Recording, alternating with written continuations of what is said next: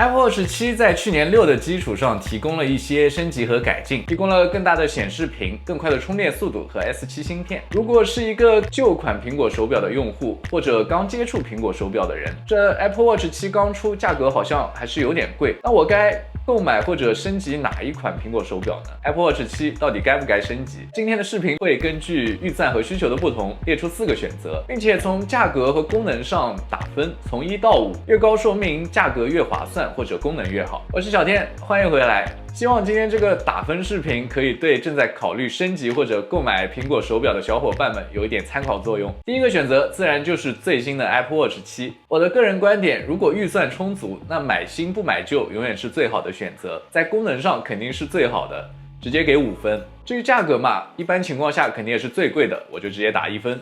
总分6分。第二个选择是 Apple Watch 6。虽然现在苹果已经停产了 Apple Watch 6，而且在7上架之后，6从苹果商店的商城下架。不过我相信，即使是这样，还是能够在很多第三方的零售商那里买到。Apple Watch 6和7这2个型号其实是共享了很多关键功能的，包括心电图功能、血氧检测功能和全天候显示屏等等，甚至连两者芯片的 CPU 都是一样的性能。其他在续航啊、防水功能上啊，基本上能想到的都是一样的。两者的区别就只在于 Apple Watch 7提供了一个更大的屏幕、更快的充电速度、更好的耐用性，以及一些不一样的颜色选择。所以说，以上的这些区别对你来说，如果不是一个决定性因素，你呢又很想体验到苹果手表所有最新的健康功能，那6其实真的是一个很不错的选择。考虑在功能上，6和7真的无限接近，所以我给它的分数是4.5分。价格上，虽然在7出来之后它肯定有一点降价，但是一般情况下还是会比除了7以外的别的苹果手表要贵，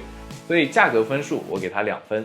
总分6.5分。第三个选择是苹果官方也依然在售的 Apple Watch SE。这个型号的苹果手表要比 Apple Watch 6在功能上少了一些，但它也确实是一个高性价比选择。Apple Watch SE 没有 Apple Watch 6的全天候显示屏，这就意味着用户必须在抬起手腕的时候才能够看到手表上的内容。尽管如此，不过其实2个屏幕的素质是完全相同的，都配备了 LTPO OLED 的视网膜显示屏，最高亮度为1000尼特。所以除非你真的特别需要在不抬起手腕的时候也可以看到显示屏上的内容，否则 Apple Watch SE 的显示屏是绝对能够满足需求的。SE 也没有心电图和血氧检测，不过它还是有一个光学心脏传感器来监测心率，并且能对高低心率或者心律不齐发出警告通知。同时它也能紧急求救、跌倒检测和噪声监测。Watch SE 的 S5 芯片其实和6的 S6 芯片一样，都是64位的双核处理器，只不过比较新的 S6 芯片基于的是 iPhone 11中的 A13 芯片，比 S5 的性能提高了20%。除非你需要苹果手表尽可能快速的启动应用，不过我想象中大部分人一般是不会有这个需求的。有博主曾经测试了 Watch 6和 Watch SE 的应用启动速度，其实两者的差别只有几毫秒。所以对于绝大多数人来说， Apple Watch SE 的芯片在性能和效率上是绝对够用的。考虑到 SE 尽管是缺少了一些健康功能，但是它基本保留了苹果手表的一些核心功能，所以在功能上我给它一个3分，正好是处于中间水平。在价格上， SE 在一般情况下肯定会比6更便宜一点，看具体便宜的程度，其实我觉得3到3.5分都是一个比较合理的分数范围，这里我就给它一个3分，总分6分。我在这里给出的最后一个选择是 Apple Watch 3，因为苹果商城依然在售。这款苹果手表和我刚刚提到的那3款相比，在功能上大大减少。Apple Watch 3防水达到50米，有高度计和光学心脏传感器，不过和前3者相比，它的屏幕要小很多，边框也要粗上不少，